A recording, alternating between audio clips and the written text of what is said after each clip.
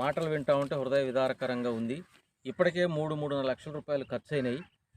మరి ఇప్పుడు ఎవరు ఆదుకునే పరిస్థితి లేదు. ఉన్న కాడికి అప్పులు సప్పులు తీసుకొచ్చి పెట్టాం. ఇప్పుడు మా పరిస్థితి ఏమిటి అని చెప్పేసి బాధపడుతున్నారు.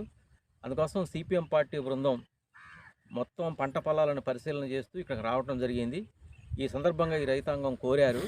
మేము కూడా సిపిఎం పార్టీగా కలెక్టర్ గారిని అట్లాగనే రెవెన్యూ అధికారులని ప్రభుత్వాన్ని విజ్ఞప్తి చేస్తున్నాం. వాళ్ళు పేదవాళ్ళు, ఇట్లా అనేక మంది రైతులు మొత్తం ఈ పంట నష్టపోయినటువంటి అన్ని పొలాలని యంత్రాంగం వచ్చి పరిశీలన చేసి ఈ పంట నష్టాన్ని అంచనా కట్టాలి. రెండోది, ఇక్కడ నష్టపోయినటువంటి రైతుల్ని ఆదుకోవాలి. ఇప్పుడు వీళ్ళు 5 ఎకరాల బిట్టుకి మొత్తం కౌలు కానీ ఇప్పుడు పెట్టుబడి కానీ 3.5 లక్షల రూపాయలు ఖర్చు అయింది.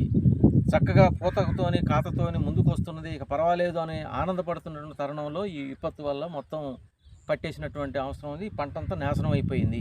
అందుకోసం అధికారులు, ప్రభుత్వం మానవతా దృక్పథంతో మొత్తం పొలాలని పరిశీలన చేసి ఈ ప్రాంతంలో ఉన్నటువంటి రైతాంగాన్ని ఆదుకోవాలని సిపిఎం పార్టీగా మేము ప్రభుత్వాన్ని విజ్ఞప్తి చేస్తున్నాం. చెప్పండి. మాగాడి కూడా పట్టిందండి, అది మాగాడి కూడా పెట్టింది.